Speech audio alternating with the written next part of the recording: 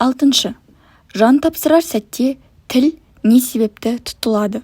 Адам өмірінде қалай өмір сүрсе, соңғы сәтінде жанын да солай тапсырады. Яғни, ортасы өмірі қандай болса, жан тапсырардағы жағдайда солай болады. Ажалдың қай кезде, қай жерде қалай келетіні білінбегендіктен, сол уақыттағы рухани жағдайымыз бен ойлау көкжиегіміз қандай болса, жанымызды да солай тапсырамыз. Құран көрсеткен иман шеңберінен шықпасақ, өмірде де, ақыретте де табысты боламыз. Ал шайтанның азғыруына еріп, тура жолдан таятын болсақ, жан тапсырарда қиналамыз. Өлім қиындықтардың, машақаттардың, азаптардың бастамасы. Бұл жағдайға себеп болатын бірқатар амалдар бар. Яғни, соңғы сәтте калима шахадатты немесе калима таухидты айтуға тілі келмейді. Мысалы, азан, қамат, құтпа және Құран кәрім оқылғанда дүниелік жайтты сөз ету, тыңдамау, оларды мазақ ететіндей мәнде айту, діни мәселелер айтылған кезде мазаққа айналдыру, тыңдамау, әжетханада отырып сөйлеу, ата-анасына жөнсіз бағынбау, әркімге жала жабу, зұлымдық жасау сияқты амалдардың жан тапсырар сәтте тілді күрмейтіндігі айтылады. Калима шахадат тілде ғана болып, жүректе болмаса, оның ешқандай маңызы жоқ екендігі белгілі. Жан тапсырар сәтте тілдің жүрекке байланатындығы байқалады.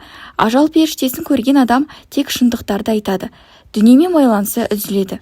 Жан тапсырғанда тура жолдан ауытқымай, дүниеден аттану өте маңызды. Жүрегі туралықтан таймай, о дүниеге аттанған адамның тілі де әрине туралықпен сөйлейді.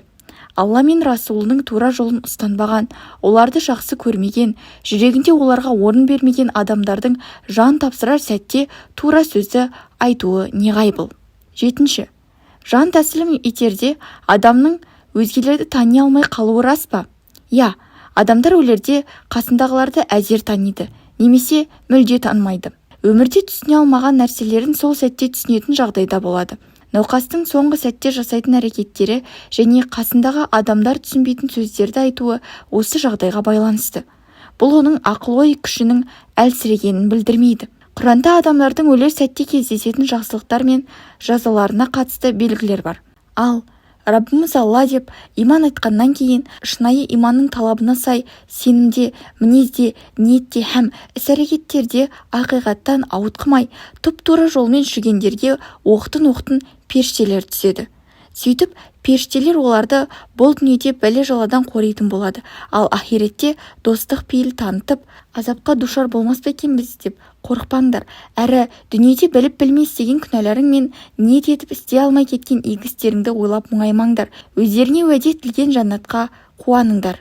Фуссилат сүресі 30 аят. Пайғамбарымыз саллаллаху алейхи уассалам барлық адамға өлім сәтінде орнының баратын жерінің көрсетілетін, мүміннің Аллаға қауышуды қалайтынын, ал кәпірдің қаламайтынын айтады. Құран мүшриктің де барғысы келмейтінін көрсетеді. Жұмақты көрген адам қуанады. Тозақты көрген кісі қорқады. Өңі құбылып сала береді, сандырақтайды. Тақуа адамдардың жанын періштелер жеңіл, оңай түрде алады. Сәлем сендерге, жасаған жақсы істеріңнің сыйы ретінде жұмаққа кіріңдер дейді. Нахл сүресі 32 аят. 8. Сәкаратул мәут деген не? Сәкаратул мәут адамның өліміне дәлел болатын естен тану, масаң күй деген сөз. Сәкаратул мәут өлім аузындағы жаналқымға тығылған сәт шынымен келіп жеткенде адамға міне сен өмір бойы қашып құтылуға тырысқан ақиқат осы делінеді. Қаф сүресі 19 аят. Ардақты пайғамбар саллаллаху алейхи уассалам соңғы науқастанғанында қасында бір ыдыста су тұрған болатын. Мүбәрак қолын суға батырып, бетін сүртіп былай дейді: Алладан басқа тәңір жоқ, өлімнің сәкараты бары рас. Сосын қолын жайып, Рафихул Ағла, ей ұлы дос, Аллам, сәкаратул мәутте маған көмек бер. Жан тапсырып, қол түскенге дейін осылай дұға еткен. Сәкаратул мәут жағдайындағы жан жаман адам деген сөз емес. Мүлдем бұлай ойламау керек. Пайғамбарымыздың өзі мұндай сәтті басынан өткізген болса, қалғанын өзіңіз ойлап көріңіз. Айша анамыз, мен ардақты пайғамбардың шектен қиындығын көргеннен кейін оңай жан тапсырған ешкімді қызғанбаймын. Тағы бір риуаятта, ешкім үшін жаман деп санамаймын деген. Сәкаратул мәуттің пайдалары. Алла рухани дәрежесін көтергісі келген адамдарына өлер сәтте азап шектіреді. Алла күнәләрін кешіргісі келген мүмін құлдарының күнәларына кәфарат болсын деп сәкаратул мәутті қатты етеді. Бұл құлдар өмірдің соңғы сәтінде тағы бір рет сыналады, сынаққа алынады. 9. Жан тапсырарда Әзірейіл көріне ме? Көрінсе қалай көрінеді? Я, жан тапсырған адам ажал періштесін көреді. Соқыр адамдар да көреді. Ендеше оларға сендерді өзіне жандарыңды алу міндеті жүктелген өлім періштесі келіп өлтіреді. Содан кейін Раббыларыңның құзырына қайтарыласыңдар, жөнелтілесіңдер деп айт. Сәжде сүресі 11 аят. Соңында сендердің біріңе өлім келген кезде жіберген періштелеріміз оның жанын алады және олар қызметтерінде еш кемшілік жасамайды. Әнғам сүресі 61 аят. Барлық адам міндетті түрде ажал періштесін көреді. Ажал періштесі баршаның зәресін ұшырады. Кәпір әрі күнәһарларға қорқынышты, мүміндерге әдемі түрде көрінеді. Періштелер ондай тақуа жандардың жанын күпірлік, кешірілмес күнә, зұлымдық атаулыдан ада болған пәк күйінде алады. Һәм оларға сендерге есендік пен тыныштық тілейміз, істеген игі істерің үшін жұмаққа кіріңдер деп қошемет көрсетеді. Нахл сүресі 32 аят. Әзірейіл ол кісінің сүрген өміріне қарай лайықты бір кейіпте келеді. Әркім жақсылықтар мен күнәларына қарай қай деңгейде болса, Әзірейілмен сол деңгейде кездеседі. Мысалы, мүміндерге басқаша түрде келсе, кәпірлер мен мұнафықтарға қорқынышты түрде келеді. Ажал періштесін көргенде бұлардың зәресі қалмай қорқады. Сосын Әзірейіл қорқынышты түрде келіп адамның жанына отырады және оның жан дүниесіне қарап соған сай қарым-қатынас жасайды. 10.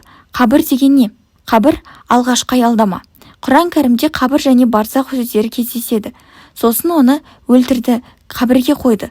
Сосын қалаған кезінде оны қайтадан тірілтеді. Абаса сүресі 21 аят. Қабір бұған қоса бұл дүниеде тазаланбаған кейбір күнәлардың есебі жасалынатын және тазаланатын орын. Шағын бұзақылық әрекеттер полиция бөлімшесінде немесе жергілікті соттарда, үлкен қылмыстар қалаларда және ауыр жаза соттарында қаралатын секілді, қабір де жоғары сотқа қалдырылған үлкен қылмыстардың қасында елеусіз күнә мен дақтардың бір бөлігі өшірілетін жер. Үлкен күнәлермен қатар кіші күнәлары да бар адамдардың бір қатар кемшіліктері дүниеде шеккен қиындық ауруларымен тазаланса, кейбірі қайтыс боларда сәкаратул мәут өшіріледі. Ал қалғаны үлкен сотқа қалдырылмасын деп қабірде тазартуда өтеді. Қабір тазалай алмайтындай өлшемдегі дақтар мен күнәлар болашақта хаширде, мизанда, сыратта және одан да болмаса тозақта тазаланады.